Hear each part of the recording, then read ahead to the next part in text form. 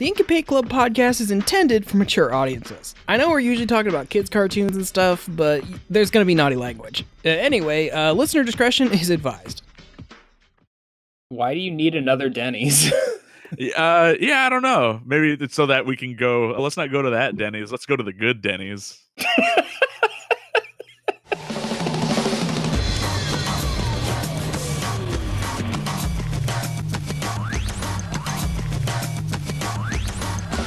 You're listening to the Ink and Paint Club podcast, your weekly home for animation reviews and discussions. Alrighty, everybody. Welcome to Ink and Paint Club podcast, the last show of 2019 and of this friggin' decade. I'm JD. That's Kyle over there. That was a hell of an introduction. And that's Matt. Hi. He's so chipper. I haven't had the life beaten out of me on this podcast yet. I'll give it time. We'll beat you down yet. You'll be as angsty and jaded as Kyle and I are. Anyway, so yes, this is the final show of 2019 and of the 2010s. And we thought it'd be a fun idea to look back at the past decade of animated films and TV shows. So the three of us came up with our own top 5 lists of each. And you'll also be hearing from some of our past guests as well, who will be interjecting from time to time to give their own lists. Yeah.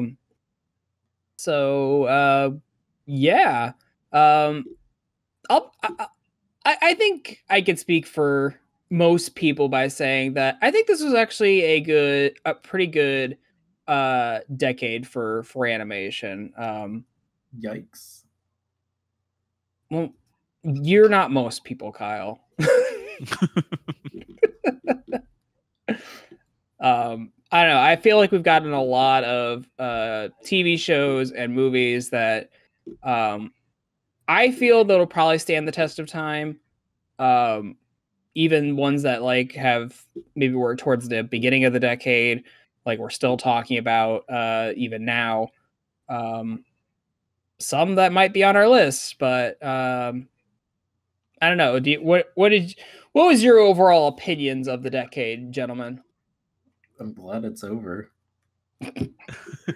Remember 2016? Woof. Yeah.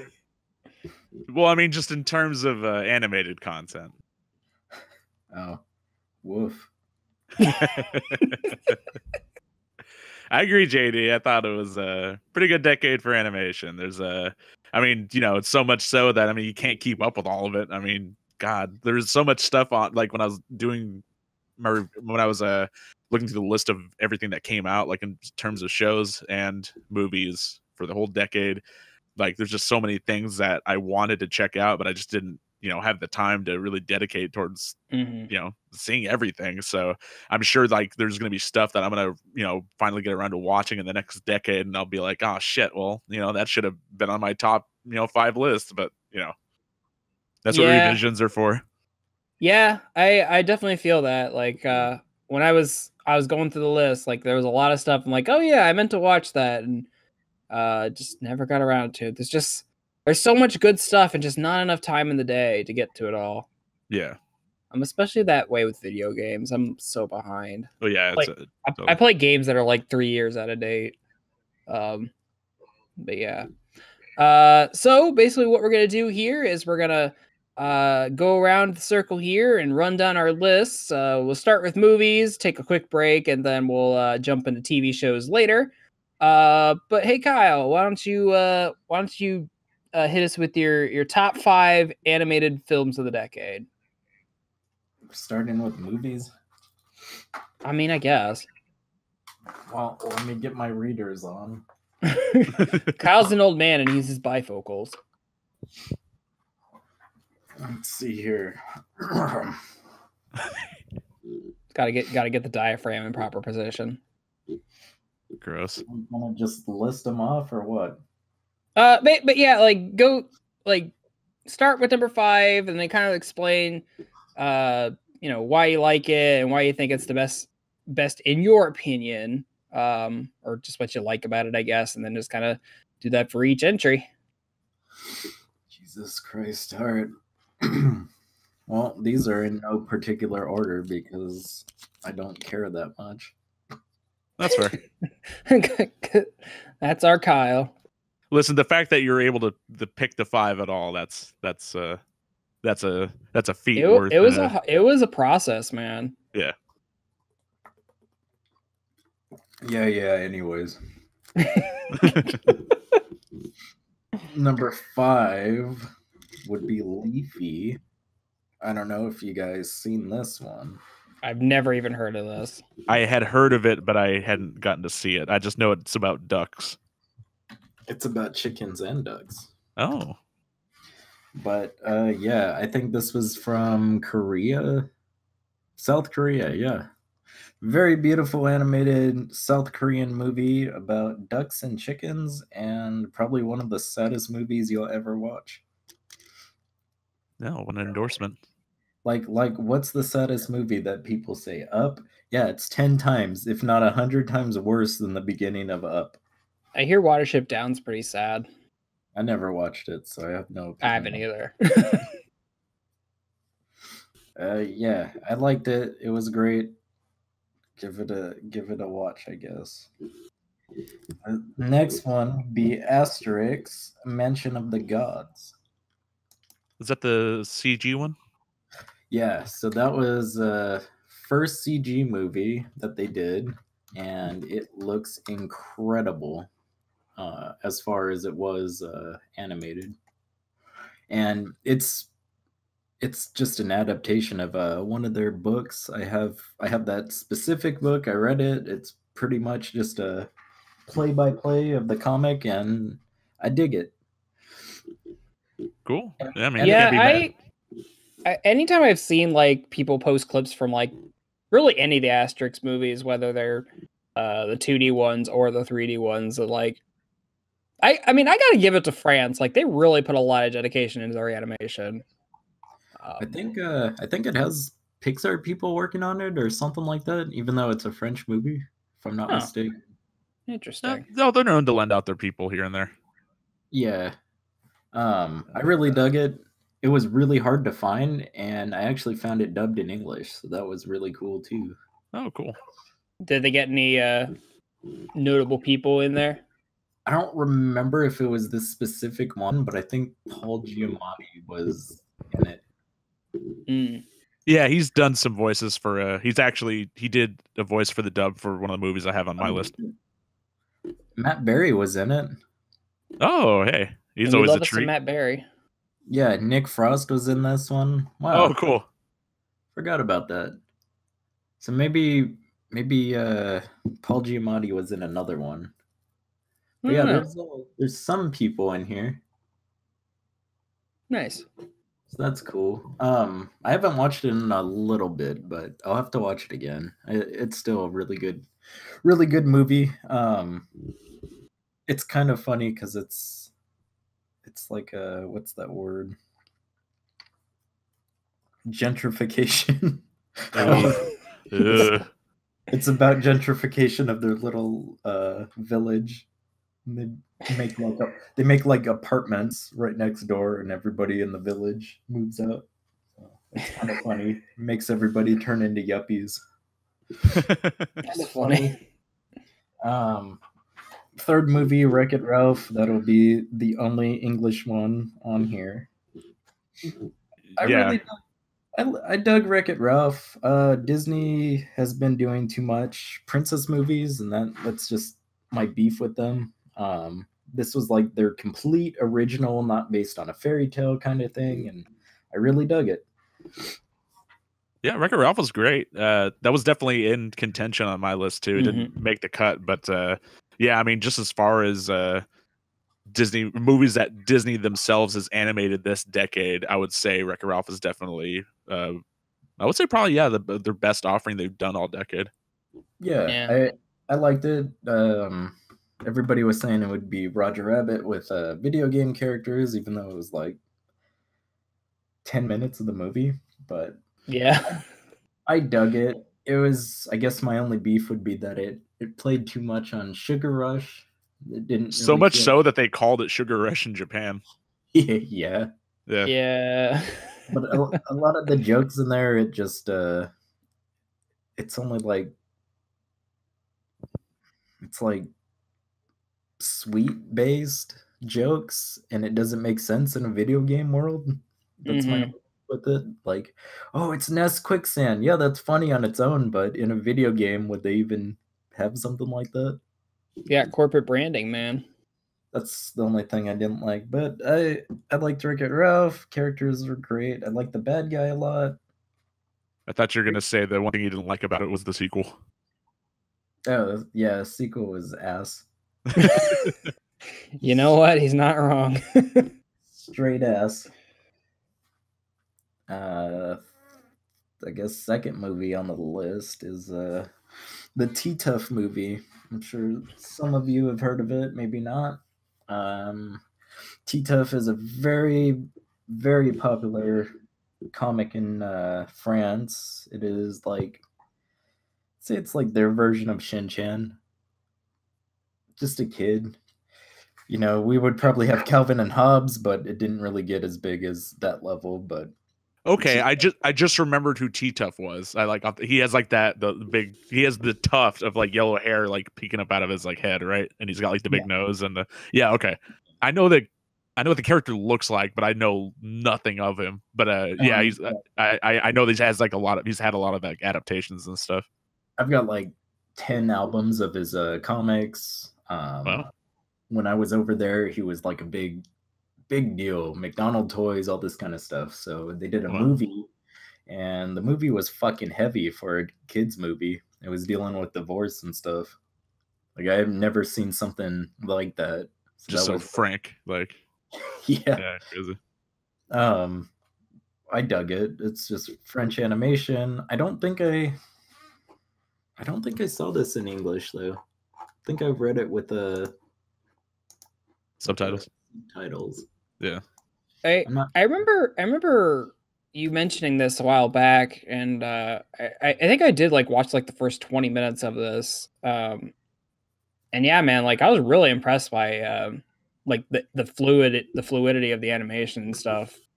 I don't think I ever got to like the heavy parts of the movie, but I was like really impressed by its animation style, and I kind of want to go back and like actually finish it.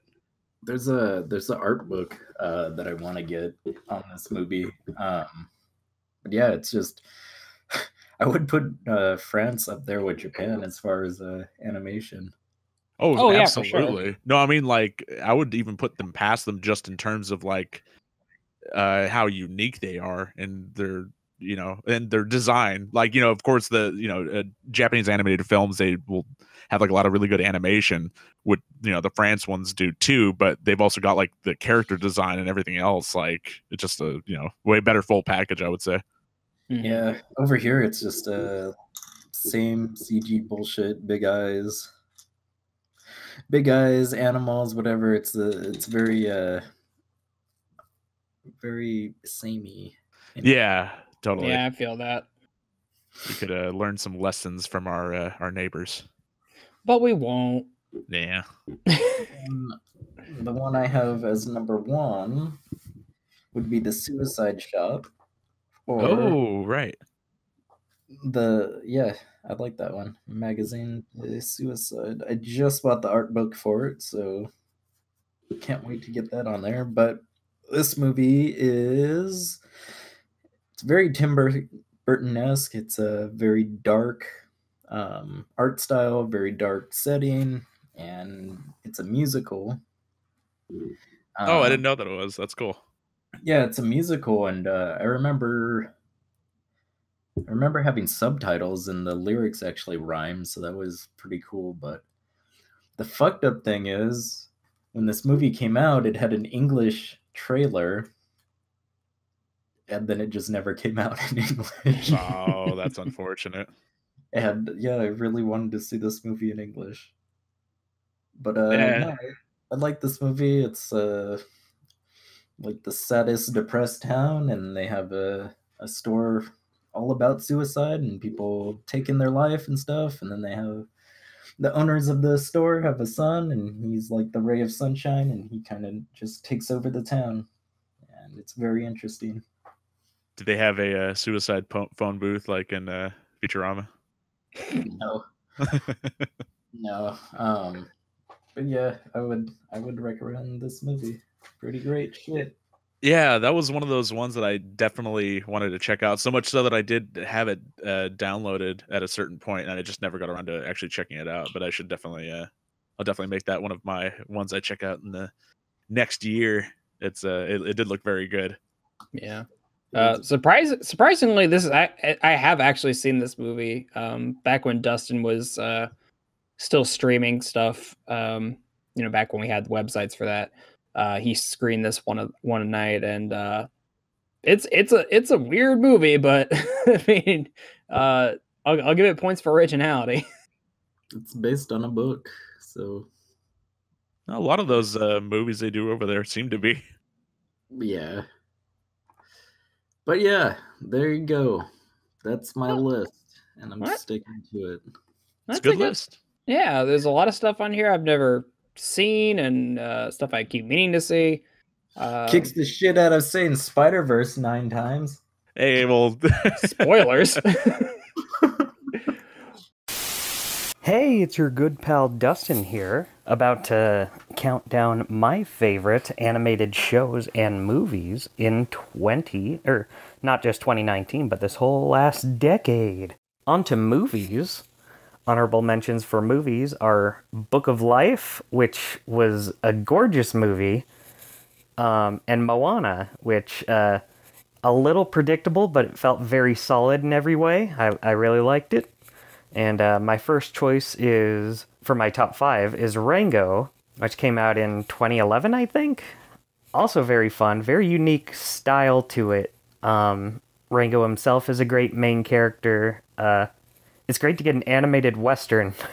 It's very gritty, and I don't want to call it dark, but it's a little, it pushes that PG rating. Next choice is Coco. I think Book of Life is the better looking movie of the two, but Coco has the more solid script to it, I think. I thought it was great. I went in thinking I wasn't going to like it that much, but absolutely loved it. Next choice is Into the Spider-Verse, which I feel like is going to be on everybody's list, which is fine. You know, absolutely gorgeous. What can I say that hasn't been said about it already? Yeah, I'm struggling to even think of anything to say about it other than it's gorgeous, it's a wonderful fun time. I hope we get more movies like it in the future. Next choice is Paranorman from Laika. Definitely my favorite Laika movie. Again, it's one I watch with my parents every Halloween. They seem to like it a lot, too. Very unique character designs. I like its atmosphere a lot. And, you know, all of the other Laika movies are great, too. I haven't seen one I haven't disliked. But, you know, Paranorman just feels the most... feels the best to me. I know some people will say Coraline, and that's a great one, too. But Paranorman's my favorite. And number 1 is Song of the Sea from Cartoon Saloon. What a gorgeous, beautiful, beautiful movie. I can't even do it justice with words. Go watch it. It's very good. I wish I had more to say about it, but, you know, I like the Irish folklore in it. Character designs are great. Backgrounds are incredible. I remember getting very upset that it lost to Big Hero 6 for Best Animated Movie. But, you know, what are you gonna do? I'll hand it off to whoever's next. Well, hey, Matt, why don't you hit us with your list, then? Sure. Okay. Let's see. For number 5, I had a lot of difficulty, like, ranking mine too. I mean, you know, Kyle played the smart move and he didn't rank his at all, but Bruh, same. I mean, yeah, I wouldn't really put too much on the ranking on these either. You know, I enjoyed them all very much. Yeah, and just a couple, I'm gonna throw a couple like runner-ups out there too, like stuff that I had for, you know, contention here. I had on my list here, I had Coco, Isle of Dogs, Kubo and the Two Strings, Rango, I forgot about Rango. the first and second Lego movie, the Lego Batman movie, Wreck-It Ralph, and Zootopia. Which is okay. That was a comment I wanted to make on the when you were talking about Wreck-It Ralph earlier. Was the other unique movie they had put out, Zootopia, was also very good, but I did think Ralph was a better overall offering, and not just because I related to the game stuff in it, but anyway. It also didn't cater to furries either. Am I right? Oh my Up god. top. Anyway, okay, so number 5 on my movie list actually is a nice sort of transition from Kyle's list, because it is a French animated movie. It's called Ernest and Celestine. Hell yeah. Oh yeah. Have you guys seen this? Yes. Yeah. I swear I have. Yeah, so Ernest and Celestine is a or actually is it French? Oh, Franco-Belgian. It's a Franco-Belgian animated movie. I was under the impression it was I don't know how continents work. It's the same thing. Okay. It's close It's enough. a neighbor. It's a neighbor Gotcha. to France. Sure. Yeah, I don't know how I originally found out about this movie. Like I must have just seen somebody mention it, and then I went to go see like the trailer on YouTube or something, and I got around to checking it out, and I just really enjoyed it. It had a very it reminded me a lot of I'm pretty sure it's based on some books, but the way they animated it and stuff, it was kind of like when we were talking about the Snowman, like when they were adapting a children's book, and they kind of kept like that style for it. It reminded me a lot of like a sort of like a storybook. Mm-hmm. And it just kind of gave me nostalgia for sort of like early like kids programming, like I'd watch as a kid, kind of like because it's really cozy. It's and plus just the actual story content of it, just like it's a world where bears and mice are kind of like segregated, and yeah, I mean, without going to like a full review on it, it's it's just the animation is very well done. I watched it with the original voices on it. I did watch I might have rewatched it with the dub. I can't remember if I watched the whole thing, but the dub I remember being pretty good. It has like Forrest Whitaker, and it has Paul Giamatti, William H. Macy, Nick Offerman, Jeffrey Wright. Oh wow. This was up for an Academy Award. What did it lose to? It lost to Frozen. Nice. Jeez, of course it did. Yeah, unfortunately. But yeah, no, I definitely highly recommend Ernest and Celestine. I don't think I've seen it since like 2013 or so, but I remember liking it enough to like actually I waited until the Blu-ray came out like in America with like the dub and everything, and I bought it and everything. So I remember liking it that much for sure. But yeah, I'll probably go back and rewatch this pretty soon. I really dug it. Number 4 on my list was Steven Universe the movie. I don't think I really need to go into detail on this one. I've already yeah, I mean, I've talked about my love for the show like a lot on this show already, even before I was an official host, so much that yeah. well, anyway, yeah. Yeah, I just thought it was, a very natural sort of progression for the show, just making it like a whole musical. The way that they sort of because it looks different from the show too, like it's shaded like a bit more professionally. Mm-hmm. Yeah, I really liked it. And we have a whole review that we did on the movie, so you can go listen to that episode if you want to hear more about what I thought on that one.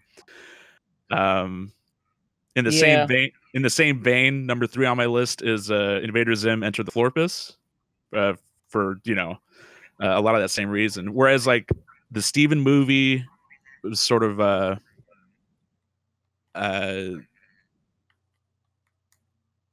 because it's like a series that like I've been into a lot like in my adult life, and to have it like have like a full blown animated feature was really cool. Mm-hmm. And then like for Zim, like to finally get like a continuation so many years after the fact, and to have it be as good as it is, like it and to have both of those come out in the same year, and I think like even like what the same month as each other, like it was a very good time for me, like to sort of have like two series that I like very enjoyed very much to have these animated features was very cool. Yeah, for sure, man. Yeah, I'm pretty sure we said it in the review, but like, yeah, it was real impressive how Zim came back and like almost didn't miss a beat.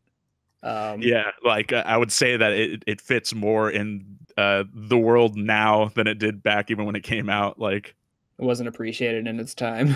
Oh, absolutely. Yeah, I would love to do like I would love to do an episode like on Zim proper at some point. Yeah, sure. You guys haven't talked about it before, have you? I don't think so. I think we did an episode where we like talked about Nicktoons. We did Nicktoons, so Oh, I'm right. sure we touched on it briefly, but I'm sure we could do an episode at some point going into it deeper. Everyone out there, let us know. Do you want to hear a whole episode on Zim? I'd definitely be down for it. Yeah. Number 2 on the list is, this was the tough job I had, was deciding between my top 2, because I'm just like, you know what? Actually, I'm gonna switch it just because I think maybe Kyle made me feel a little self-conscious about this, but I'm gonna put Spider-Man Into the Spider-Verse at number 2. Oh yeah. And yeah, we did a whole review on that, so we talked about how much we loved that one. I mean, but just to briefly go over it, I mean, again, like Zim and Steven, like Spider-Man has been like one of my the big favorite things I've had in my life, like done from the comics, the animated series, the video games and stuff. Big fan of like the live action movies, but this was like, I mean, y'all saw it. You know how good how damn good it is. Like I saw it. I was there. Yeah. I mean, just beyond it being just like well written. I mean, yeah, just like the animation in it is just, it's fantastic. Like I really can't put it any better than that. Like aside from whatever we said in the review that we did for it. So, go back and listen to that. But for number 1, because it is something that I haven't talked about on the show, my number 1 choice for my favorite movie of the decade is Paranorman. There you go. Yeah. Nice. I don't know if I've mentioned it on the show before, but I am a very huge fan of Laika, the studio that does all these stop motion movies based in Portland. Most of basically all but one of their movies came out this decade. Like Coraline just missed it. It came out in 2009. Yeah. So yeah, between like, and honestly, I mean, I love all the movies they put out.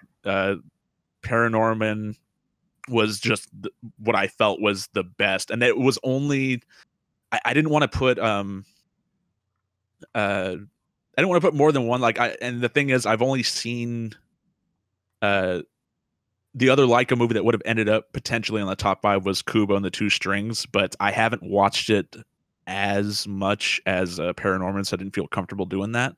But I feel like quality wise they're probably like neck and neck, but I think I liked Paranorman a bit more. No love for Box Trolls. Nobody loves Box Trolls. No, I do. Like I said, I love all of Laika's movies. I do like some better than others. Like, but yeah, Box Trolls and Missing Link, I would definitely put like below some of the other movies, as much as I really do like them. But yeah, I think just the general aesthetic and of Paranorman, just like harkening back to like old 80s, the 70s, 80s horror movies and stuff, and just like, yeah, I mean, I would love to like talk about Laika movies on a future episode too, just in general. But Sure. yeah, I would. Paranorman, I would say, is definitely my number 1 choice. Yeah. Yeah, Paranorman's really good, but and I'll be honest, it was very close to being in my top 5 too. It up until yesterday it got edged out. Don't bullshit us.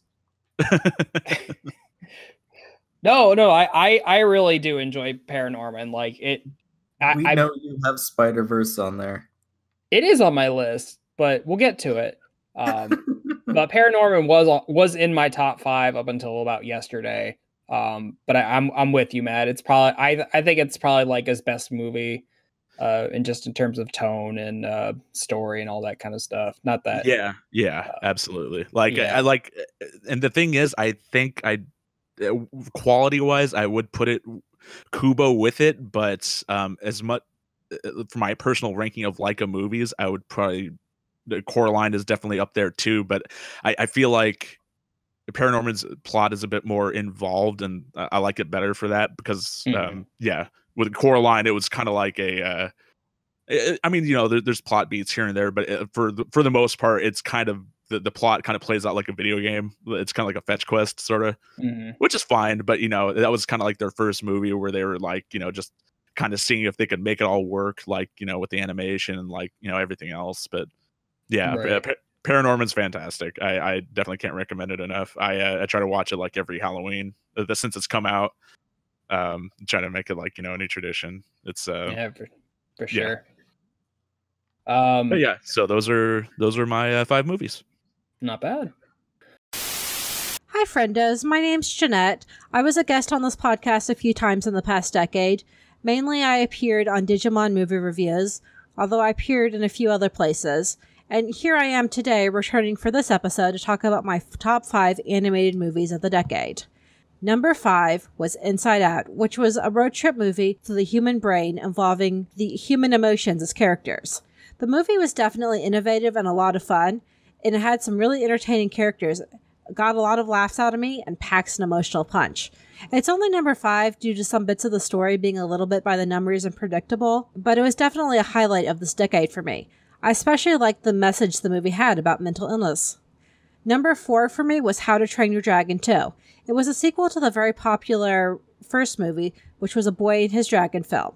The movie adds a lot of maturity and depth to the series, which I really wasn't expecting, and I thought it really did a lot of good things for the series. Now, How to Train Your Dragon 3 also came out this decade, but personally I was really disappointed by it, and I think 2 is the absolute best the series has ever been. Now, number 3 for me is Zootopia. Zootopia is a buddy cop film movie which somehow tells a very mature story dealing with themes such as sexism and racism and makes these topics very accessible for children. It does all this in a beautiful and vibrant animal-based world, and in my opinion, from all the Disney animated films this decade, it's the best the studio had to offer. Now, the last 2 movies were almost tied for my number 1 slot, and number 1 beat out number 2 by the slimmest margin for me. I do consider both of them pretty much 5 out of 5 perfect movies, and it just came down to really which one I enjoyed a little bit more. Now, number 2 is Into the Spider-Verse, which is somehow both an ode to Spider-Man and some of the best writing seen in both superhero movies and animated movie. I do feel like I wasn't entirely able to appreciate the movie due to the fact I haven't seen all the Spider-Man movies and some of the references were lost on me, but I still had a really good time. I love the characters like Dr. Ock, however you say her name. I thought she was really cool. I liked Spider-Gwen, and I liked Spider-Pig. I liked Norse Spider-Man. I just really liked all the Spider-Mans, and I thought it was a really fun and really mature story. So I really recommend that one. And number 1, it just came out that I liked number 1 just a tiny bit more. Number 1 was Kubo and the Two Strings. Now, this is what I consider the perfect movie. It is a unique story about loss, forgiveness, and coming of age in an action-packed package. The icing on the cake is the absolutely beautiful stop-motion animation and a lot of the scene setting that they do in the movie.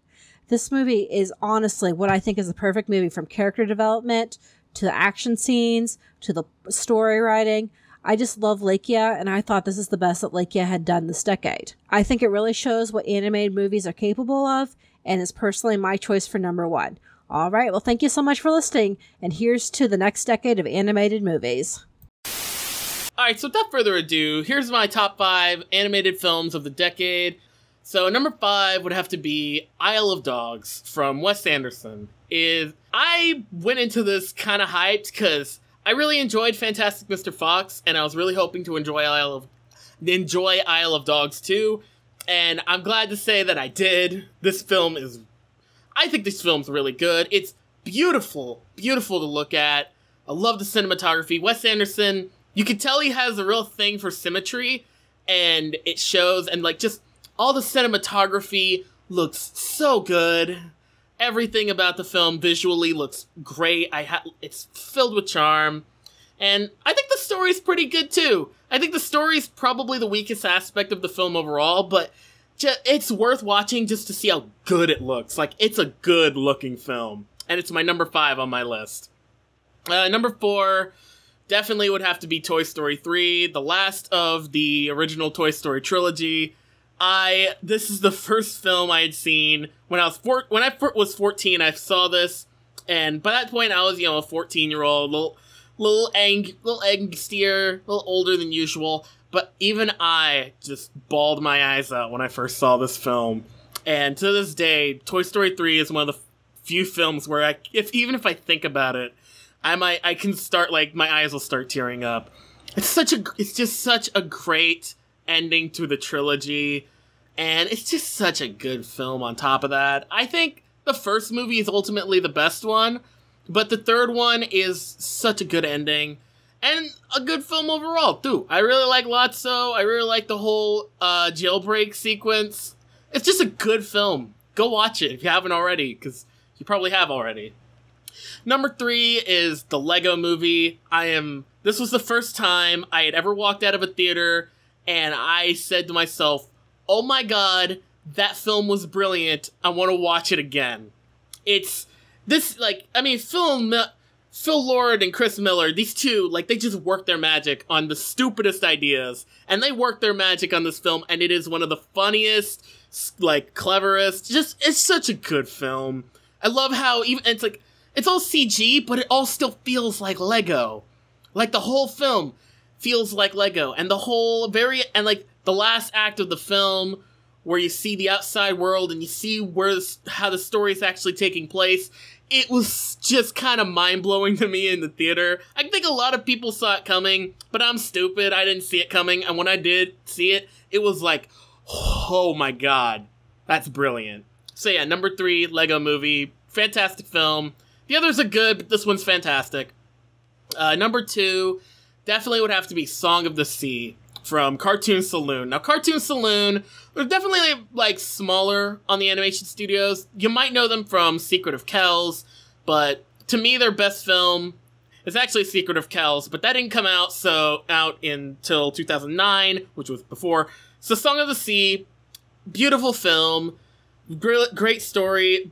It's a very, like, I would say, what's the word I'm looking for? It's very embracing of Irish folklore and whatnot. It's just watch it.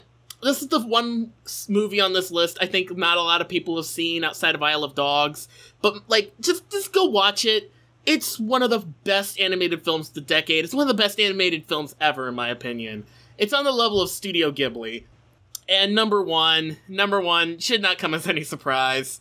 It's Into the Spider-Verse, which I think might very well be the best movie of the decade. Not just animated, but like in general. This is such an incredible piece of cinema. Like, I don't even know where to start.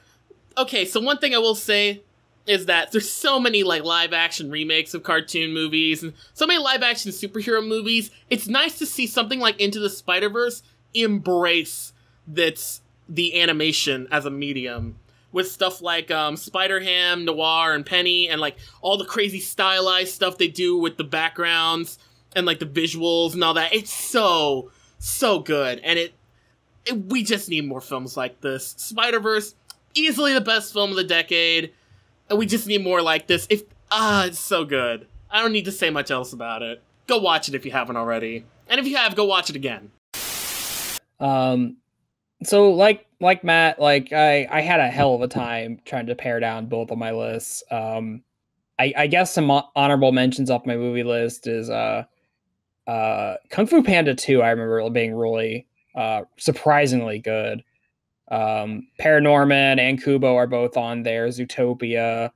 Loving Vincent was on my short list just for like the technical achievement for that. Like that movie is just beautiful to watch. Plot wise, it's fine, but like the fact that literally every frame of that movie is a painting It's never been done before, and it was very interesting to watch. But getting to my actual list here. Finally. God damn, Kyle. Being extra sassy today. So like I said, Paranorman just recently got edged out, and I almost feel like it shouldn't be any surprise how much I talk about this on the show. But what, Kyle? What? The Book of Life. Go on, say it. No, actually, my number 5 is the Captain Underpants movie. Oh, I thought it was okay. Digimon. That makes sense. So I don't think the Captain Underpants movie is like the greatest be-all movie ever. But the series has such like a deep-rooted influence on my art style and how just how I've developed since a kid. And finally getting to see, these creations done very well in 3D. Like they adapted the Dave Pilkey's art style very well into 3D, I thought. Oh, absolutely. Yeah. No, finally getting this movie that I've wanted since I was like 7 years old. I was smiling the entire time when we went and saw it in theaters. I've watched it once or twice since it came out. It's got a song by Weird Al. Sure does. It's I don't know. It's not exactly what 7-year-old JD would have hoped out of a Captain Underpants movie, but for what it is, I thoroughly enjoyed it. It satisfied a lot of my my interests and whatnot. But yeah, it was really good, and I like it. It warms my heart. It was cool. Yeah, it was a cool movie. Yeah.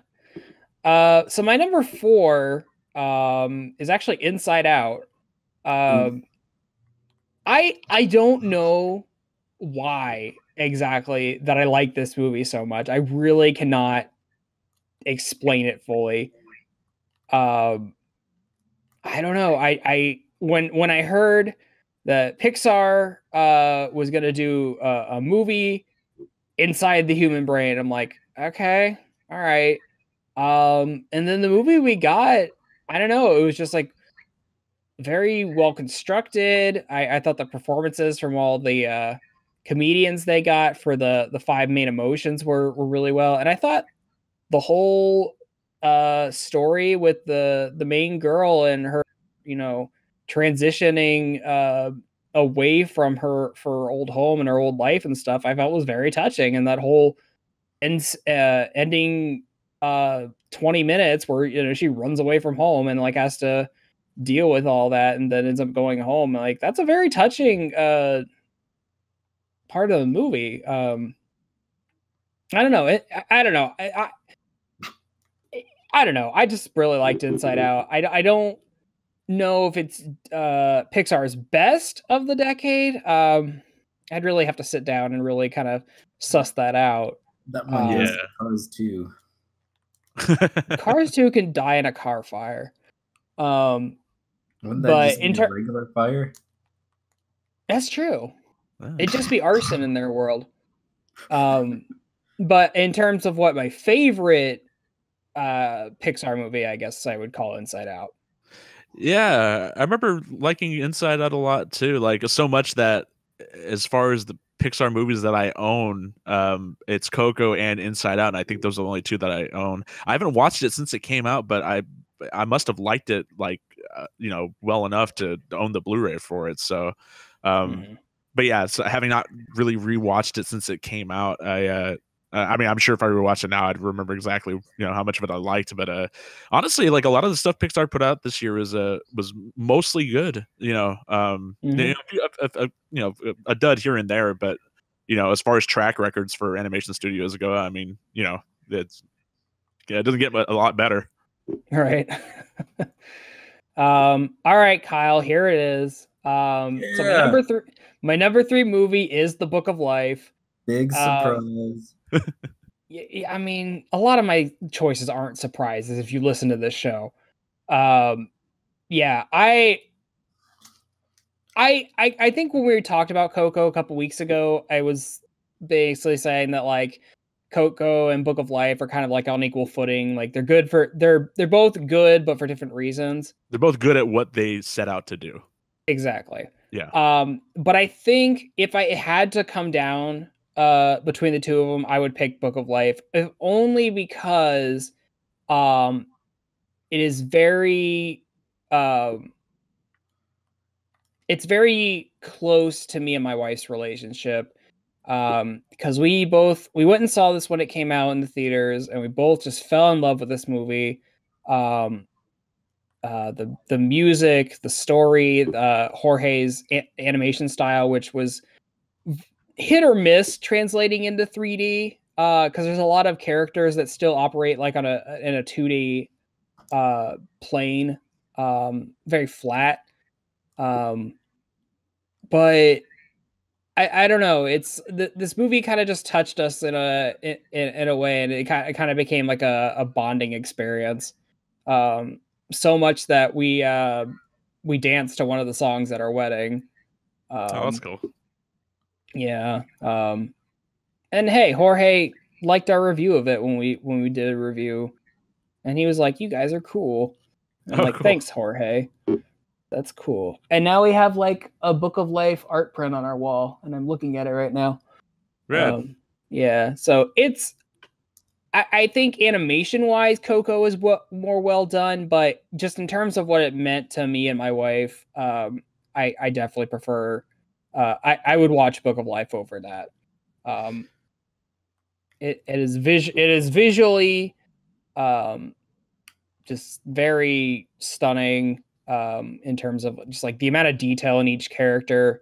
Because Jorge has just a tendency to just like put all these extra little flourishes on all of his character designs, with the costumes and stuff. It's very I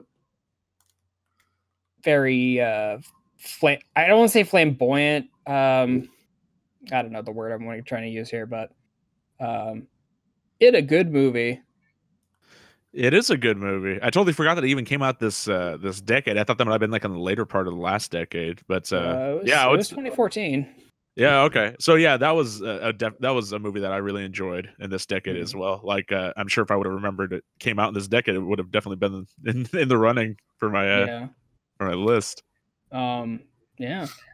So my number 2 movie is the Lego Movie.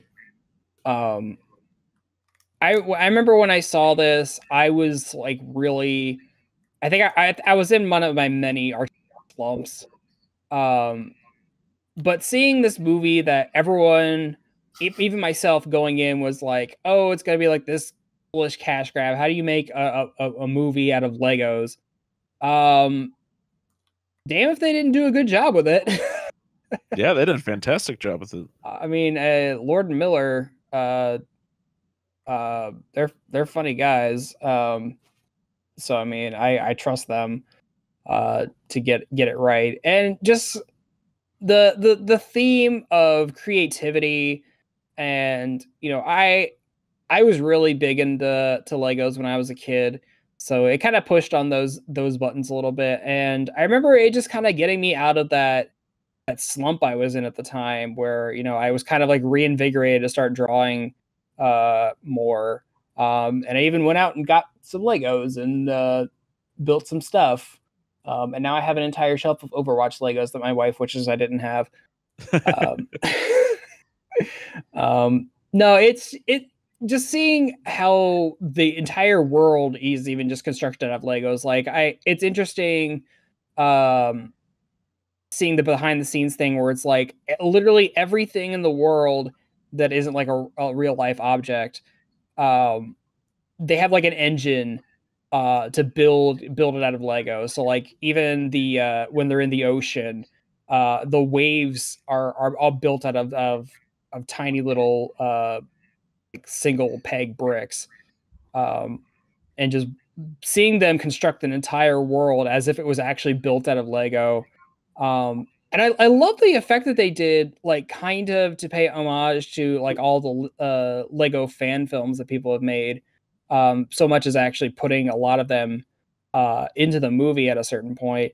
But I like that they removed frames from all the character animation to make it almost look like it's stop motion.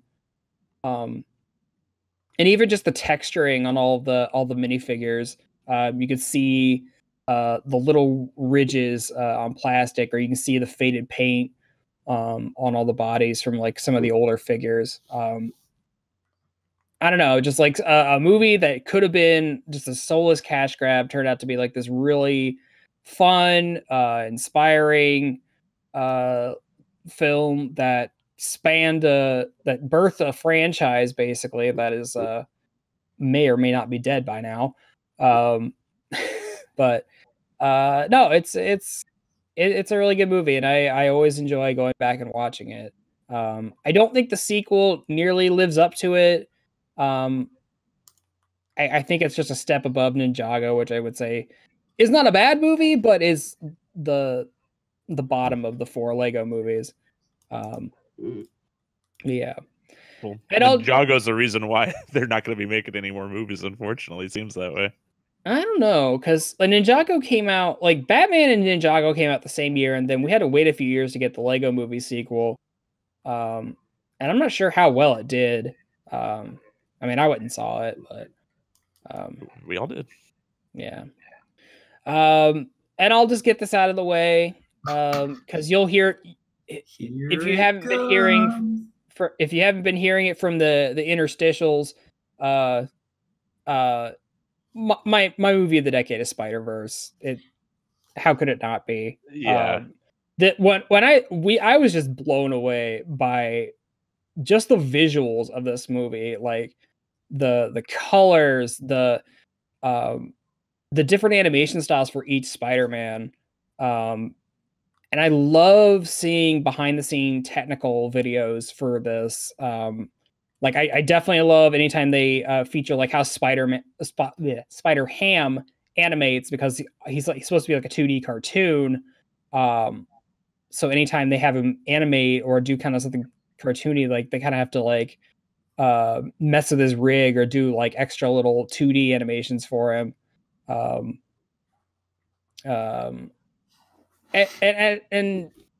the whole it came out recently that Miles operates at a lower frame rate than Hobo Spider-Man, but it isn't until he really comes into his own as Spider-Man does Miles get up to a normal frame rate.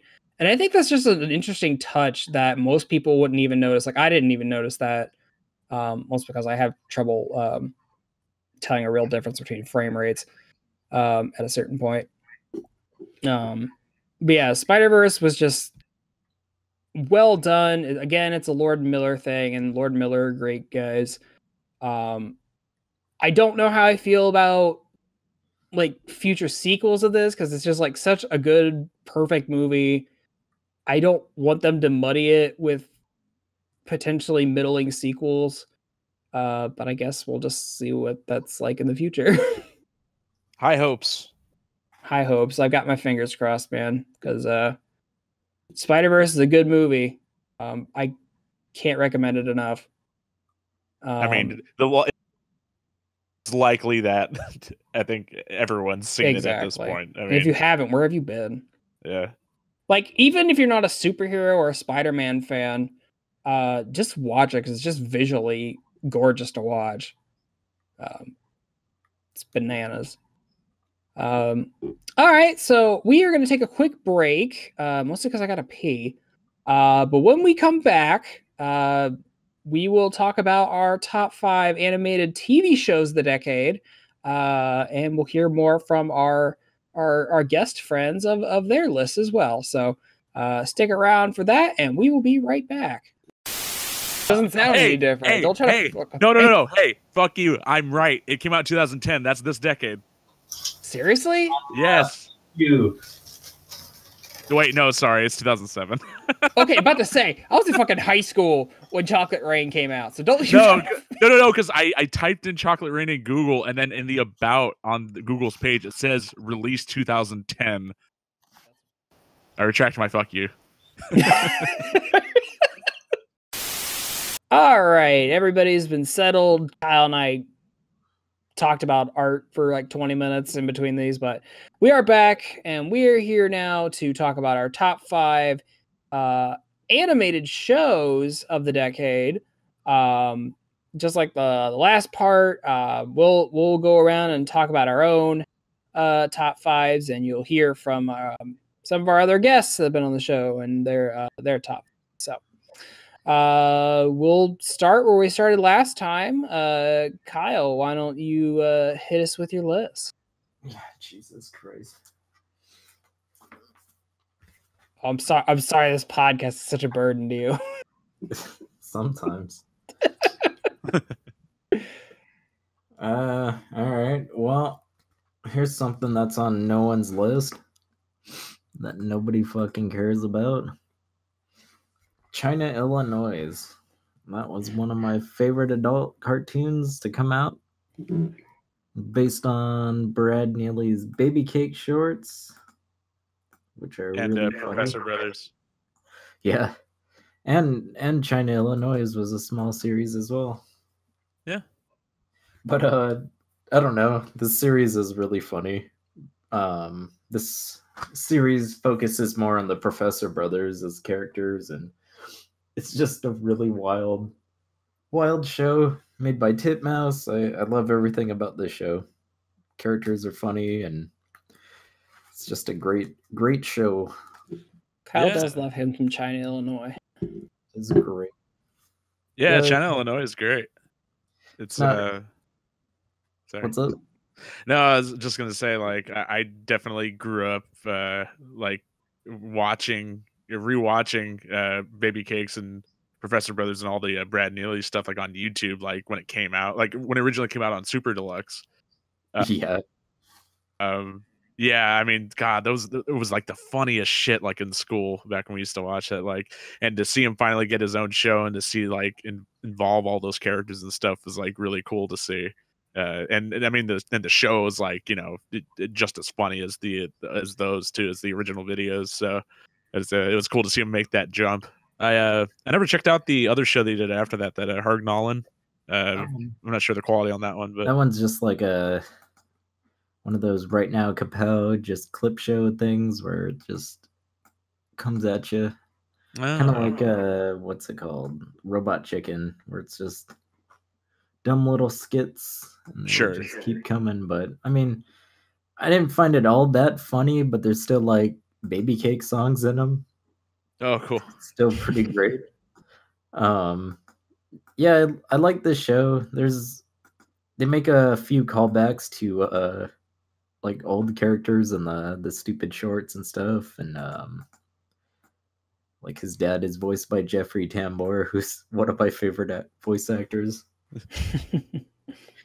But yeah, I like this show. I would say it's very underrated.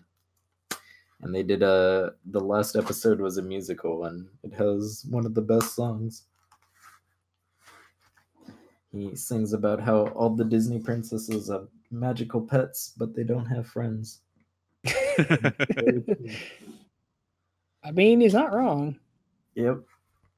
Anyways, here's another one that's on no one's list. I think this one came out last year, and it wasn't supposed to. People found out about it. Word spread. And I think it's just releasing on Disney Plus, but Legend of the Three Caballeros. Oh, yeah. That is a really great one. It's great to see the three characters again. You know, with Mickey Mouse, he's got Mickey. It's Mickey, Donald, Goofy. That's their thing. With Donald, it's Donald, Jose, and Pachinko. Pachito. Yeah, that one. But anyways, it's great to see them together again, which it's not very often. I think maybe House of Mouse was the last time they were together. They showed up on DuckTales for an episode. Yeah, but I don't think that was out yet. Yeah, it was this like recent season. They like went down to Brazil or something, and they were there. Yeah. But I like the people that they chose for the voices. They changed it for DuckTales, and I didn't think it was all that great. They had Wayne Knight as the bad guy, and I like Wayne Knight a lot. Oh, Wayne Knight's great. Was the Three Caballeros? Was it like the style of it? Was it kind of close to like the newer DuckTales, or? No, it's like classic Disney style, but they also did like a lineless artwork style. Oh, And I really dig it. well, that sounds cool. And then what was really neat was they brought back Daisy's nieces, and they were a big part in it. Daisy's nieces are April, May, and June. That's cute. But yeah, I dug it. Pretty great series. I would recommend it. And then my third one, I'm pretty sure is not on anyone's list either. But I really liked Agretsuko. I just watched it again. It was really great. Agretsuko is great. Yeah. I don't know. It's highly relatable. Very relatable show about work. A lot of silly jokes. They curse quite a bit. They drink beer. Get angry. It's a great show. It's only got 2 seasons. And So a holiday far. special. Yeah. The only thing that worries me is I read that it's gonna have a comic. Oh, And when I say it's gonna have a comic, I mean it's going to have a comic. It's not gonna have a manga, and that's what an worries me. American comic. Yeah, Hmm. that's where it's like, not looking forward to that, but who knows? Yeah. Could be good. It could be bad too, but you know. Yeah, we just talked about this in the Christmas one. I don't know. It's a good one. I like it. Yeah, no, that was definitely on like my list of the stuff I was considering too. Even though I haven't seen most of season 2 still yet, I just remembered liking the first season so much that yeah, it was definitely up there as being considered for my list. Season 2 is great. Her mom comes in. Yeah, like I'd seen the so far. I've seen that far into it, like. But well, anyway, yeah, that's a whole nother discussion. So. And then second one is Buddy Thunderstruck, which is very Oh, highly underrated. that one almost hurts because like it's one of those shows that when we reviewed it, I titled it as season 1, and then it got canceled. Yeah. So I had to go back and fix that. So that was a Netflix thing, right? Yeah. Both of them. Well, I mean, Agretsuko was too. Well, yeah, I knew that. I'd seen some scenes here and there from Buddy Thunderstruck, and yeah, it looked interesting, but I didn't actually get around to checking that out. It was fun. Yeah, it's one of the best written children's shows. It's just like the number 1 on my list. No, I like Buddy Thunderstruck. I thought it was great. I mean, anything stop motion is just like always a treat to see, and this was no exception. I think it's the best thing. What's up? So was it done by?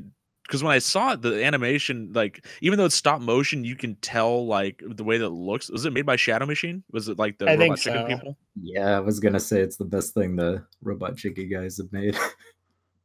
Well, yeah, I guess when you think, because I mean, the only other things they made aside from Robot Chicken is what is it Titan? Superman. Oh, Titan Maximum.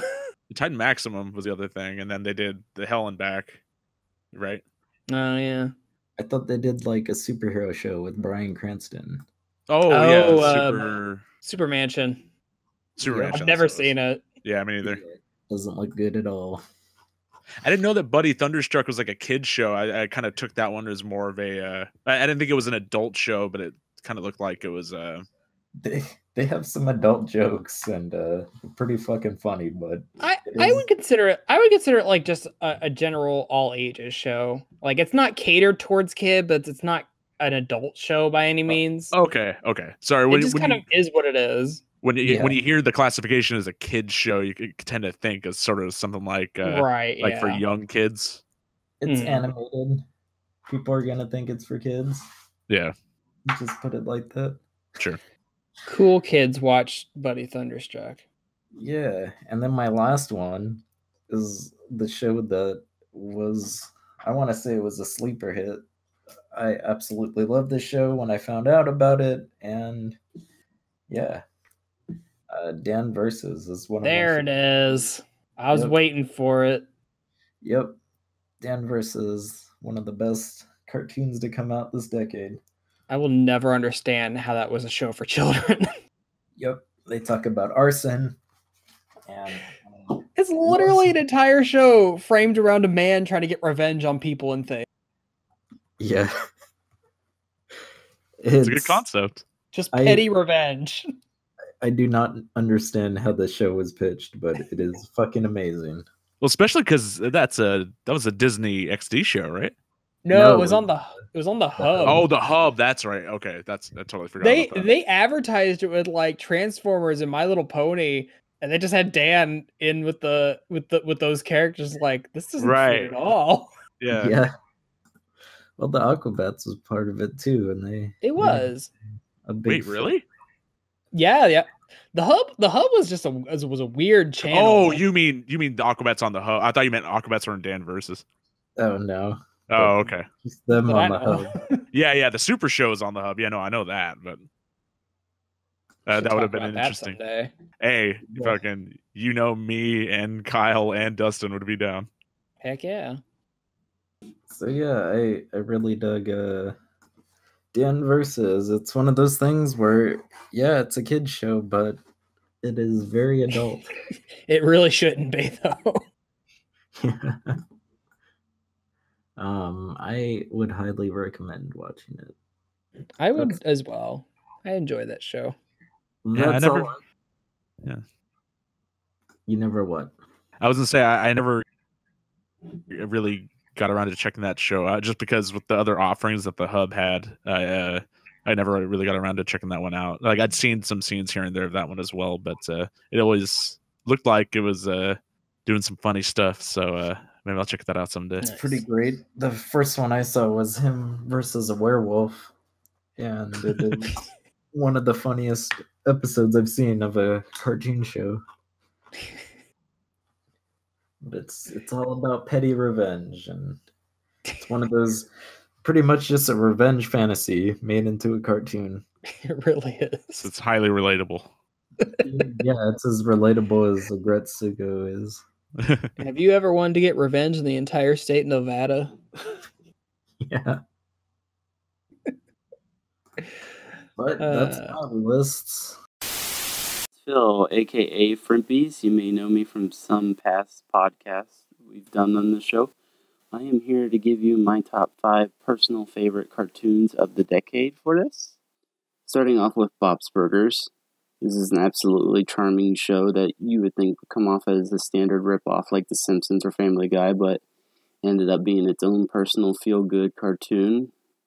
And it almost feels like a spiritual successor to home movies because it has many of the same people involved in it.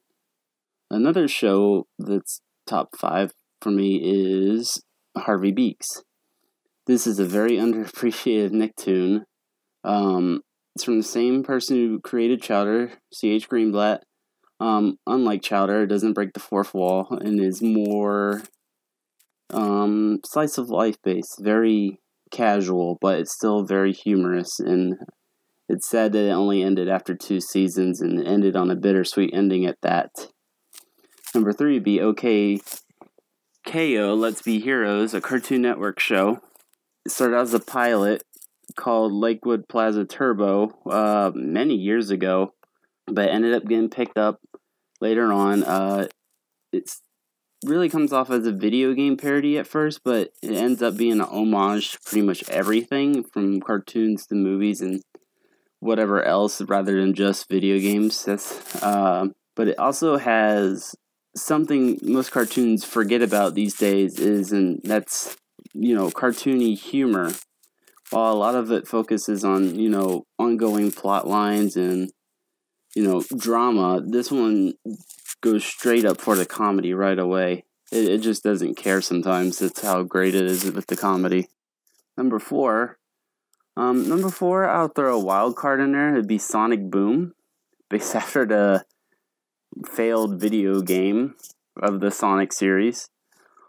This one started off slow as your standard, video game series for, standard cartoon plot lines. But I think after the failure of the game, later on down the line in later seasons in season 2, it sort of went off and did its own thing and much fourth wall breaking and in jokes and all that good stuff, stuff that made it really, really good. But it's just Sonic making fun of itself basically at that point, which is great. And for my final one off the top of my head would be Gravity Falls. This show was pretty much one of the bigger ones for new Disney animated series that took a different approach rather than the standard Disney sitcom-like approach. But it's just really, really good because it just gets really weird, it gets humorous, and has dramatic plot lines from time to time. It's just a really well-made show. All right, moving on. Top 5 animated shows of the decade. Now, number 5 shouldn't really be a surprise. It's Steven Universe.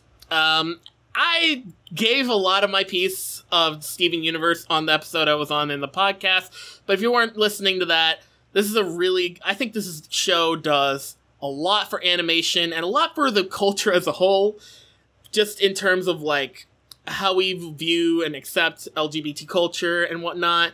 But on top of that, I just think it's a really good show. It does slow down in the 3rd and 4th season a little bit, but overall, I think all that slow down still built up to a great conclusion in the movie and in future, and it's just a really good show overall.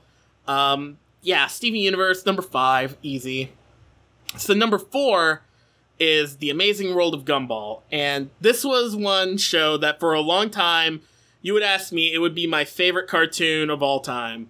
I love the humor, I love everything about how it looks, and this is a show that's very near and dear to my heart.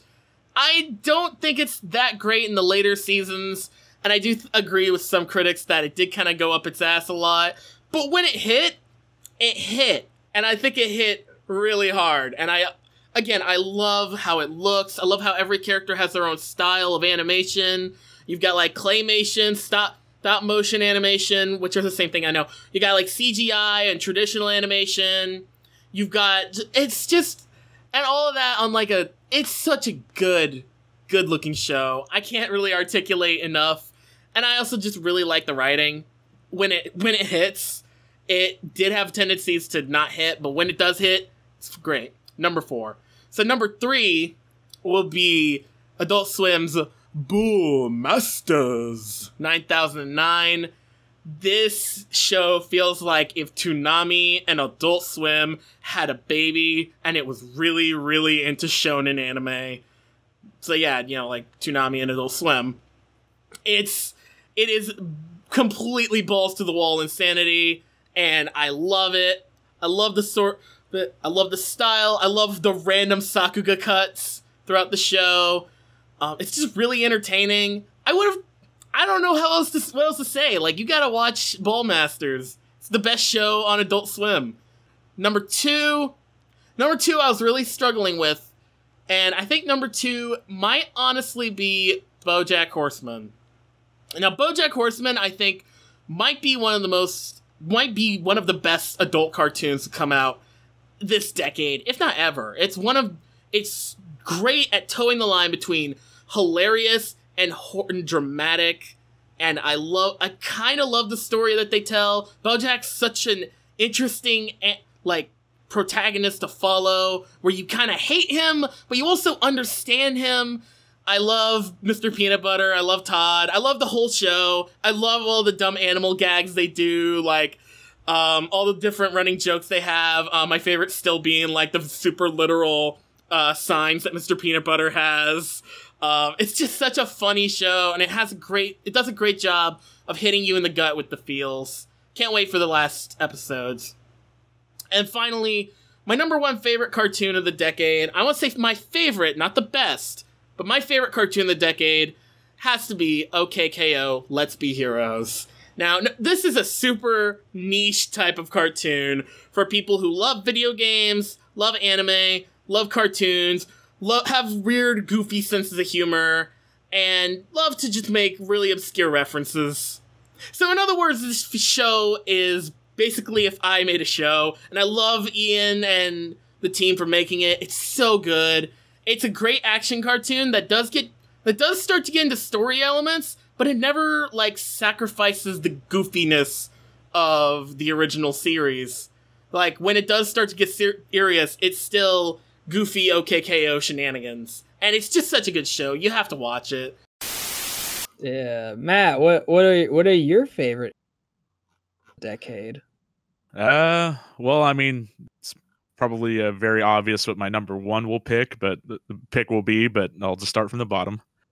My number 5 pick is The Amazing World of Gumball. Nice. Oh, actually, okay. Before I get into the picks proper, I do want to just run down my sort of runner-ups really quick. I had I had Pop Team Epic, JoJo's Bizarre Adventure, Aggretsuko, Avengers Earth's Mightiest Heroes, BoJack Horseman, Right Now Kapow, Tuca and Birdie, My Little Pony, Friendship is Magic, Little's Pet Shop, Green Eggs and Ham, Bob's Burgers, and Rick and Morty. Mm-hmm.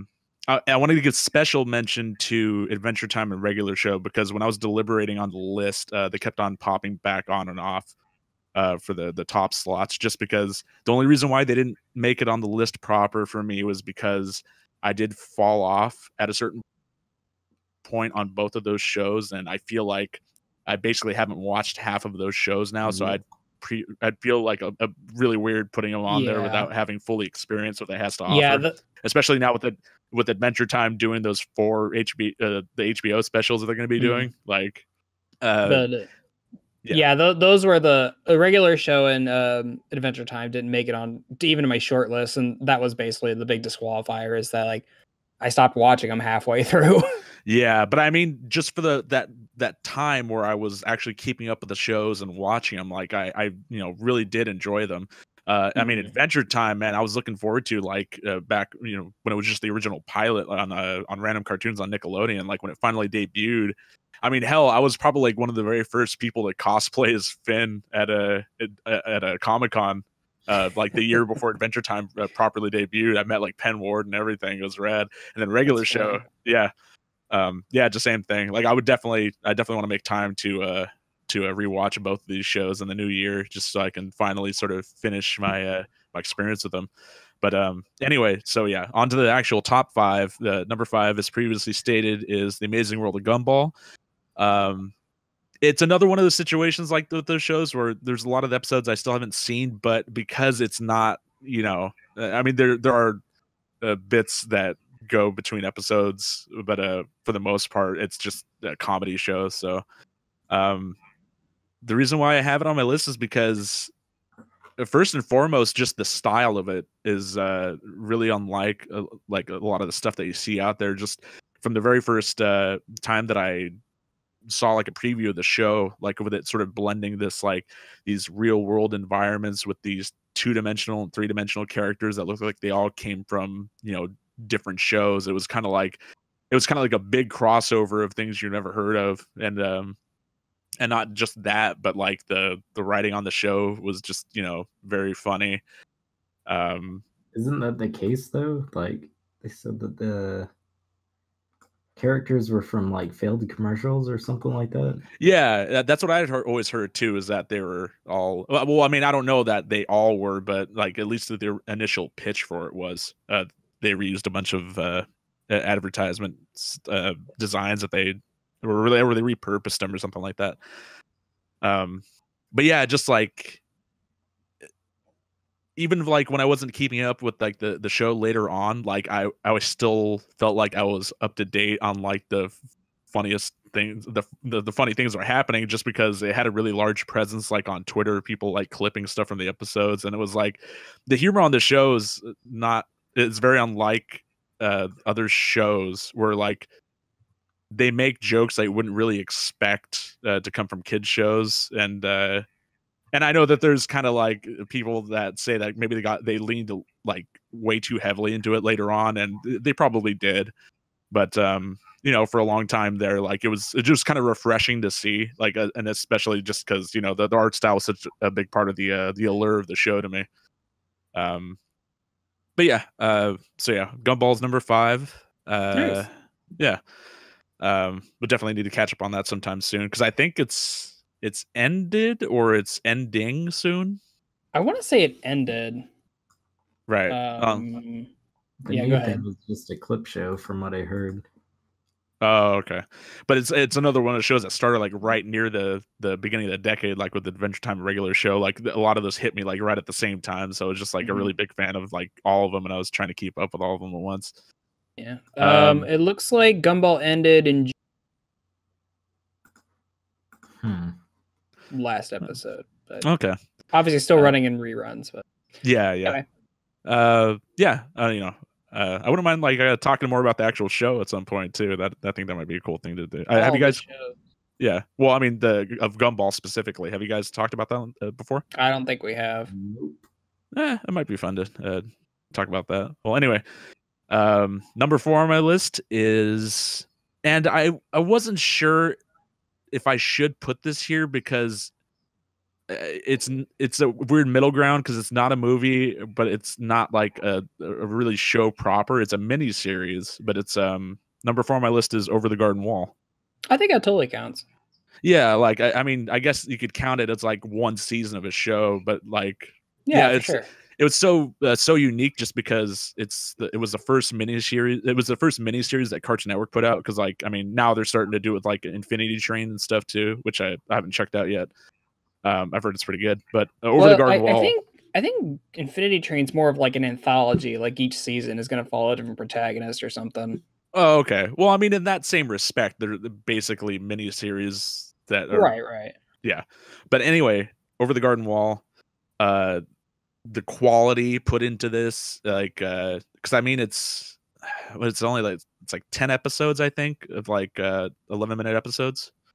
Yeah, the quality of it, man, just I don't know that since like when we talked about Green Eggs and Ham, you know, a little while back, we're talking about like the quality that went into every single episode. Like before that, I don't think that I'd seen such good quality like in the whole product as since Over the Garden Wall that you know came out 2014. The story content's really cool. The designs are really neat. The voice cast is great. Like they have Elijah Wood and Christopher Lloyd and Tim Curry. And then it's just one of those things where like you know it's a nice breezy watch. You know you can get through it like in like 2 hours, 2.5 hours. Like I think everyone should watch it like every fall. It's a really sort of cozy aesthetic to it. But it's got like a sense of nostalgia to it too. Like I think the parts of the show take place like in the sort of, I don't know if they're literally in the 80s or 90s, but like they've got like the look of it to them or something like that. I actually own there's a cassette in the show called For Sarah, and I actually own one of the reproductions of it that they put out. Oh, that's funny. Yeah, I've never gotten a chance to actually play it in a cassette player yet, but it's I like the show enough to have a piece of like you know merchandise from the show that was you know made for it. So yeah, no, it's a really solid show. My wife really Melanie really loves it. We've got the full season DVD, and I think we still have the comics around here somewhere.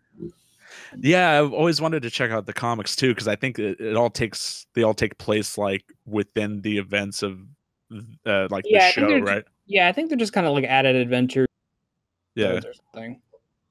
but yeah, without like going too much into like the plot and everything, like yeah, it's just Right. it's the animation's great. It's a great overall package.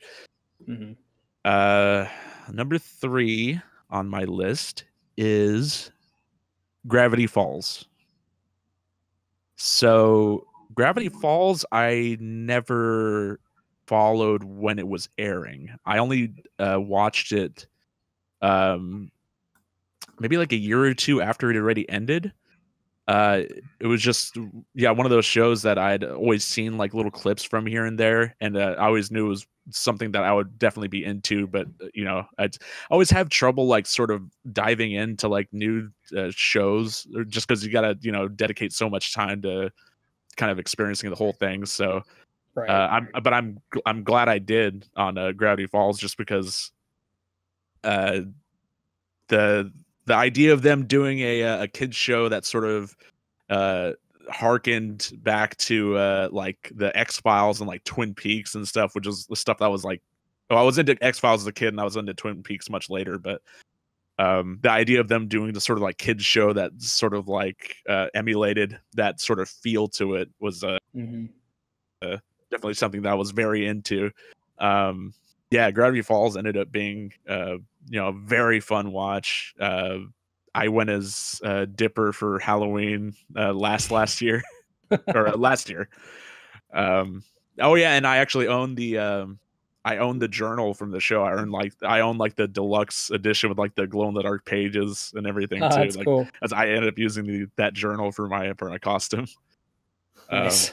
Yeah, and again, without going way too into detail about like the content of the show, it's just it's produced by Disney. They as far as animation goes, they always put out some pretty good product. It's animated pretty well.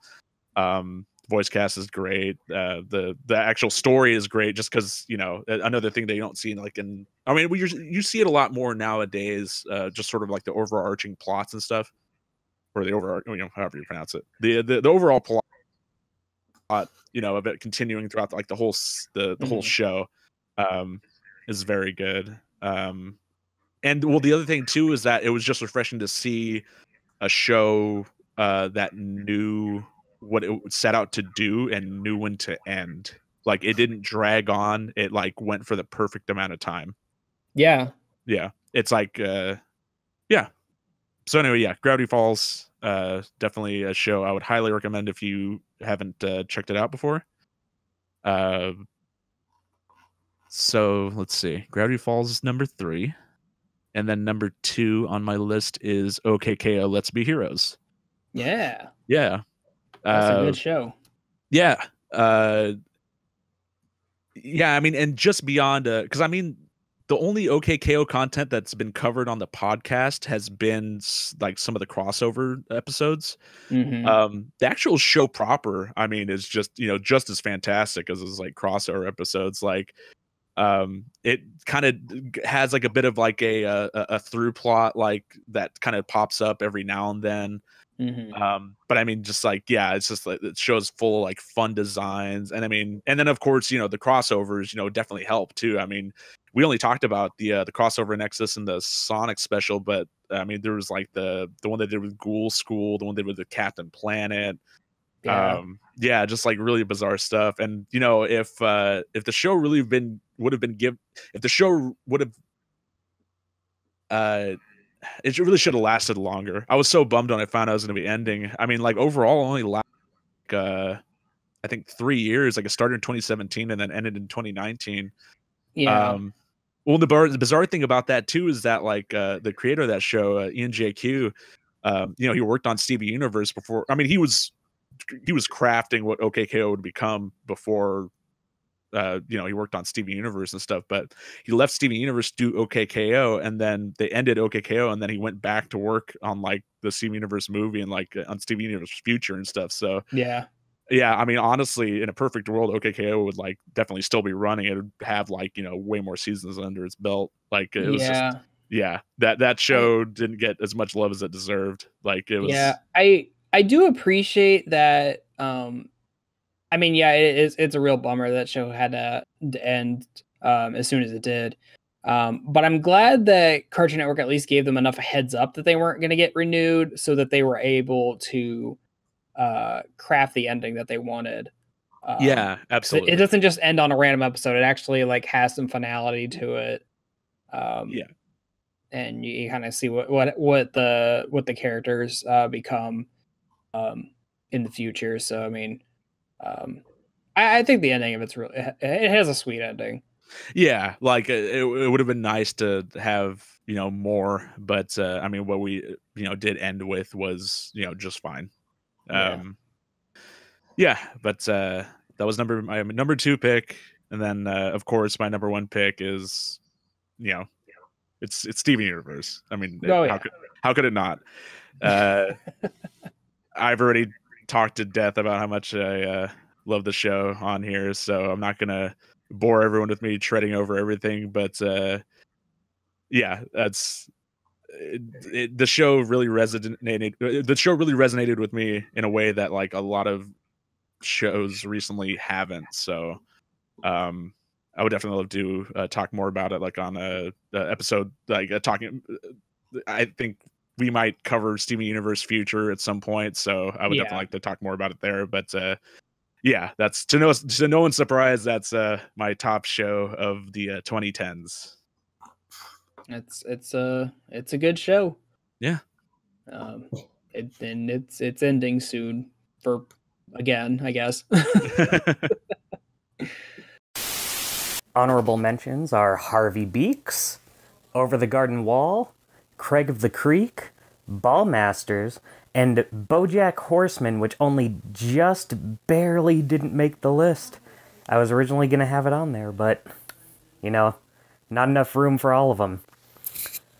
Alright, so my first pick for the decade is OKKO on Cartoon Network, which was a very fun show, very cartoony. I feel like kind of the show Cartoon Network needed at the time, since not a whole lot of shows were willing to go that silly and crazy for a while.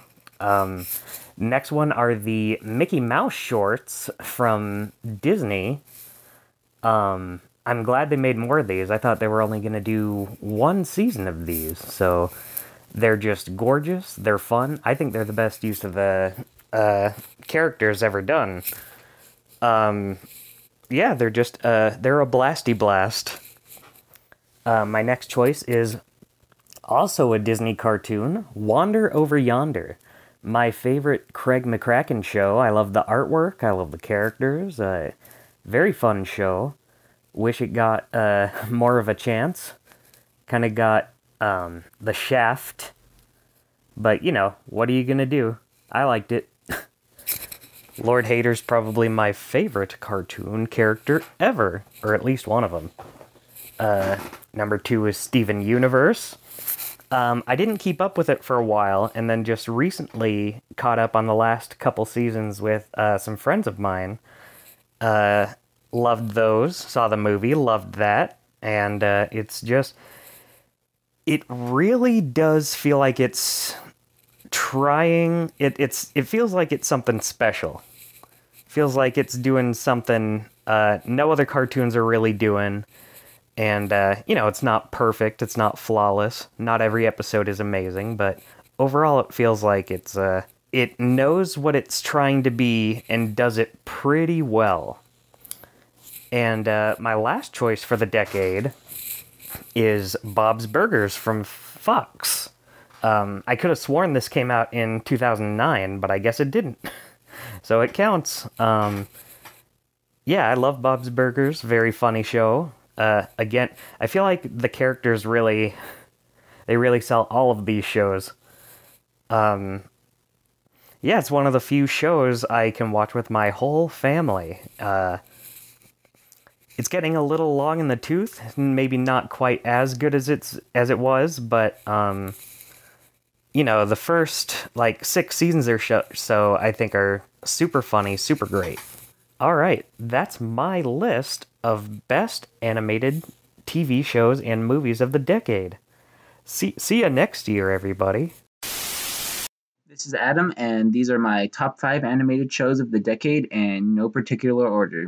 The first one I want to talk about is Adventure Time and Regular Show, because I feel these two shows really kicked off this decade in animation and really set a gold standard, essentially, for what was to come later. Adventure Time just had this great fantasy world that was really fun to explore. It had this really big cast of characters that were all really varied and had really cool designs. They were all very likable. You wanted to know more about all these characters. It also had like an underlying story. It had an underlying story that you didn't really see all the time because it was mostly in the background. And every now and then they would give you glimpses of what was there. You know, something happened here, something happened with this character. But mostly it was just a really fun show where it kind of reminds me of like being a kid and just going on and making these wacky adventures with your friends. And it was just a really cool show. And the same can be said with Regular Show. It's surrealist humor and its fantasy take on slice of life elements that would usually be mundane is really fun to watch. Like as these characters like grow and evolve with relationships or their jobs and the characters around them. It's just a really cool show about growing up. And I think one of the main draws was its like very 80s inspired aesthetic. Like I really enjoy how they would obviously get like real songs and pay for those licenses. It just like gave the show a different feel than normal shows. It's like it almost felt like a show you would see on Adult Swim that could fit perfectly there, but it was on Cartoon Network, which was great. Over the Garden Wall was another one from Cartoon Network. I really feel they hit it out of the park this decade. Over the Garden Wall just has such a somber tone to it. It's got such a great color palette, you know, it's fall-inspired theme, the creature designs in it. It tells such a great story about these two brothers just trying to find their way home. And it's just insanely clever. It's one of the coolest miniseries and shows that Cartoon Network just put out this decade in general. I have a real respect for it. Going over to Disney, Gravity Falls was probably the first show of the decade I felt that had started this theme of just having an ongoing narrative, you know. Adventure Time had the underlying narrative where it just show up every now and then, but with Gravity Falls, it was constant. It was very meticulously planned out from the beginning to the middle to the end. It was stuffed so much with secrets that you could see it everywhere, you know, voices in the opening, just hidden ciphers throughout the episodes, and so much more. Like another show about siblings that just really resonates with me, I guess, because I have a really good relationship with my brother, but it's just a really fun tale about siblings growing up, growing apart, you know, doing their own things, going on adventures, and just having this underlying mystery that's always there that keeps you guessing. It was such a fresh, new thing for Disney, and I'm so glad it was like one of the most hands-off shows Disney's been, because it ended up being incredibly well done, and I don't think I'll forget it. But for me, the most important show this decade and my favorite has to be Netflix's BoJack Horseman. This show tries to be so many things, from its parody of Hollywood from the 90s to modern day, to just being a show about trying to be a better person while constantly struggling with this mental illness and addiction. Just trying to be a better person when you feel like you can't be, when you feel like nothing can make you happy, but still finding these moments in life that do make you happy, the people around you that make you excited, the things that do make you feel like you belong in this world. And that's my top 5 animated shows of the decade. thank you so much for having me on some of these episodes, and have a great 2020. All right, so my list here. I'll just run down a few honorable mentions here. Scooby-Doo Mystery Incorporated was really good. Surprisingly a little dark, kind of went some weird places after a while, but I think it's probably my favorite interpretation of Scooby-Doo. Dan Versus, like Kyle was saying, that's a really good show. BoJack has been consistently good. It's gonna be wrapping up here in January. Castlevania was surprisingly well done, and I'm interested to see if they do another season of that. I would love another season of that. Yeah, Castlevania was great too. Yeah. I never thought that would end up being like a runner up on my list, but I don't know. Maybe it'll eventually, like, if they do a third season that's very good, maybe it very well should have been. Yeah. And then OKKO was on the list too. But getting to my actual top here. So my number 5 is I'm gonna go with Rick and Morty. Just because this show is, I think, 4 seasons in, and I can't remember the last time a show has made me laugh so consistently with just smart writing, absurd writing. And it like walks that balance of just like being really intelligent, but also really stupid. And just making up nonsense, but making it work. There's a few hit or miss episodes. But I think for the most part, Rick and Morty, hits. I've been watching the new batch of episodes that have been coming out the last couple weeks, and it's just as good as it's ever been. It's just a really funny show. I enjoy Justin Roiland's just like absurdist style of writing and character development. It's just something that started as a Back to the Future parody. Like, I've seen his fucking Channel 101 shorts, and that it turned into this, and fucking House of Cosby's. Yeah, Rick and Morty is just like a really good show. I mean, it has permeated pop culture now, but I still really enjoy watching it. It's almost in this the level of I guess South Park for me, in the sense that even though it's I foresee Rick and Morty, if it keeps going on, it'll still be relevant and still be funny, just like kind of how South Park is to me. Like, even though South Park is in season 20 something, I still get a consistent laugh out of it. So yeah, there you go. I also have a old forgotten hub show on my list, and my number 4 is Transformers Prime. Now, I have never been a huge Transformers fan. Like, I watched Animated was good. Yeah, I did watch Animated. That was really there was like a trilogy of shows. I think it was Armada, Energon, and Cybertron. I remember watching those every so often because it was on like at 6 a.m. before I went to school.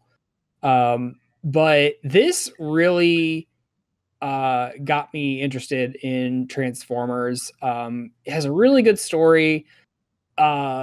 My main problem with Transformers is there's a lot of stupid human stuff, and the humans in this show aren't nearly as annoying. The girl character can get a little grating sometimes, but it takes a kind of a surprisingly like serious tone to Transformers. And I mean, this was made in the wake of Bay movies, but is completely different from them. I like a lot of the different interpretations of the designs of a lot of these established characters. And even for like a CG animated show, it's fairly well animated. They kind of went in a weird direction for that last season, but I still enjoyed it. Just overall, I honestly could say, like, hands down, it's probably the best Transformers show. Animated is still great, just for its stylistic choice. But I really enjoyed Prime, and I really need to rewatch it again. So in a similar vein, my number 3 pick is the 2012 Ninja Turtles show. Now I've seen so many people just gushing about this new turtle show that's on right now. And I just cannot get into it for the life of me. But again, I had never watched any kind of Ninja Turtles thing. Like, I didn't watch the 80s show. I didn't watch any of the movies. I maybe had seen an episode here or there of the 4Kids one from the early 2000s. But this CG one came out, and I don't know, it hooked me. I really enjoyed all the character interactions. I like the kind of design that they went for. I don't know. It was just, I'd never been into Ninja Turtles or Ninja Turtle. Kyle, I know you're a little into that. Sure. But I can give props to any kind of show or movie that can make me care about an established property that I've previously not cared about. So much that it was one of my favorite shows of the past 10 years. So a show that I think we did an episode about this earlier this year. But my number 2 pick is Avengers: Earth's Mightiest Heroes. I don't know, man. This show it's a banging show. Oh, absolutely. Like, I love the weird art style they went for. I like that they were, aping some classic comic stories. Even though because the first season they have like a big overarching story about like Loki manipulating things in the background, and it all culminates and everyone goes to Asgard and there's a fight, and it's great, and it tells a really good story the whole first season.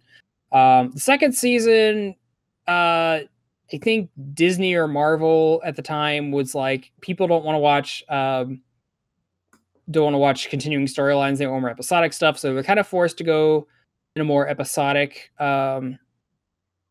They did have like a through plot where they were doing the Secret Invasion Skrull thing, but that got wrapped up like, I think, probably 3/4 of the way through. But you got to see other bits of the Marvel Universe. You got to see the Fantastic Four, Wolverine and Spider-Man show up for a hot second. Luke Cage and Iron Fist become reoccurring characters. I don't know. Like, I was never like a huge comic book fan. Like, I mean, obviously I like Spider-Man and Batman and all that good stuff. But I'm one of those plebes that, really started enjoying comics, or I guess comic book characters and stuff, with the MCU. And obviously this movie was made in the wake of the MCU really coming around in the first Avengers movie. It really makes me sad that this got canceled in lieu of making a more generic Avengers show, in my opinion. Yeah. And it bums me out because there's the episode that has Spider-Man in it had Josh Keaton, who was the voice from Spectacular Spider-Man, which is the best Spider-Man show. Fight me. They replaced it with the Drake Bell. They did replace him with Drake Bell because the show that they had replaced Spectacular Spider-Man with, Ultimate Spider-Man, had Drake Bell as Spider-Man, and they thought kids would be confused if Spider-Man is in Avengers and is voiced by a different person. That's always the story that's been explained to me, and that's stupid. That doesn't make any sense. But yeah, so and then the last episode just has Galactus show up for no reason. He's not like the size of a planet; he's like the size of a skyscraper, and it's weird. It kind of ends weird, but otherwise, it's a great show. If you're a fan of comics, it gets in some weird territory. Like I think it pulls on like some Jack Kirby art style at some points. It's just great, and I love it, and I like rewatching it every now and then. It's a good show. I think it's on Disney. I think it's on Disney Plus now. I don't know. I wasn't on the episode where you guys talked about it, but yeah, I did mention that it was definitely one of my runner-ups. The only reason, I mean, it was a strong contender for it based just solely on the fact that of like every show that Marvel has done for any of its properties, like since the 60s, like I would consider Avengers Earth's Mightiest Heroes to be like the best of like any of their shows, like, and that's for somebody that has like strong nostalgia for like the 90s X-Men and Spider-Man shows and stuff. Like I can, you know, admit that, you know, they're not that great in like overall. Like there's some good things. They haven't stood the test of time. Not as well as Avengers Earth's Mightiest Heroes will. Yeah. Like or a Spectacular Spider-Man, like you mentioned, that was definitely I would have put Spectacular Spider-Man on here, but it came out in 2008, so yeah, that's I couldn't do it. But yeah, I definitely have a lot of love for Earth's Mightiest Heroes as well. Definitely ended a little bit before its time too, but what it was able to accomplish while it was on is definitely yeah, it's a great show. Just like if you enjoy the Marvel movies, you will definitely enjoy the show. Oh yeah, and I mean they kind of there's some aspects of it that are basing off the MCU, like the voice actor they got for Tony. I think it was trying to be a little Robert Downey Jr. and I like that the voice actors for this show got carried over into Marvel vs. Capcom 3. Yeah, no, totally. That was one of the things I really liked about the Ultimate Marvel vs. Capcom as well. Yeah. And finally, my show of the decade, it's Gravity Falls. We talked about Gravity Falls before, but this show it pushes all the right buttons for me. I love its mystery aspect. I love that it has its time to be silly, but it also has like this underlying like sinister, serious bit to it. And like we said, I like that. Who made the show? I'm blanking on his name right now. Alex Hirsch. Thank you, Alex Hirsch. Like he came into Gravity Falls saying, "This is a story I want to tell. This is how long it's going to take to do it." And Disney's like, "Okay, go for it." And he got to do the story he wanted to do. He ended it on his terms. He ended it. He told his story from beginning to end the way he wanted. And I really appreciate that because you don't see that often. No, it either gets bloated. It either gets canceled before its time, or it gets like bloated out of control. For sure. Yeah, I can't really think of any episode offhand I would like straight up call a filler episode. There's obviously episodes that don't serve the like underlying plot per se, but overall this is just a really fun, solid show. And I'm glad that it has continued to endure even now.